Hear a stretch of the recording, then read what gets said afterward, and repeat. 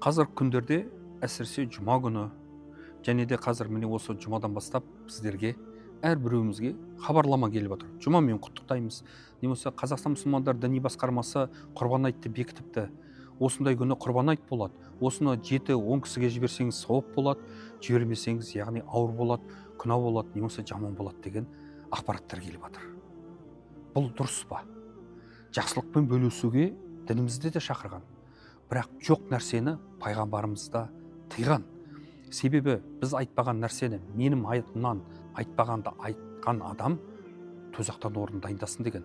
Ал дінге жоқ нәрсені біз айтпаған, біз бұйырмаған нәрсені оның барлығы жоққа шығарылған, тыйылған деген. Бұл жерде адамды ниетіне байланысты. Ниеті егер жақсылық бола тұра, бірақ жаңағыдай қорқыныш салатын болса, халқымызда не дейді? Біреуге өлім тілегенше өзіңе өмір тіле дейді. Ғайыпты тек қана Алла біледі. Ол адамға жақсы бола ма, жаман бола ма, біз шеше алмаймыз, біз айта алмаймыз. Дінімізде де, Құранда да Алла Тағала жақсылыққа болжаңдар деген. Дінімізде де қуантыңдар, қорқытпаңдар деген, жеңілдетіңдер деген.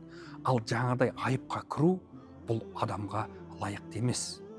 Қуантсаңыз, яғни жақсы насихат айтыңыз, бірақ осындай жақсы болады, не жаман болады деп, ол Алланың дінін жамылап, халықты, адамды қорқытуға болмайды.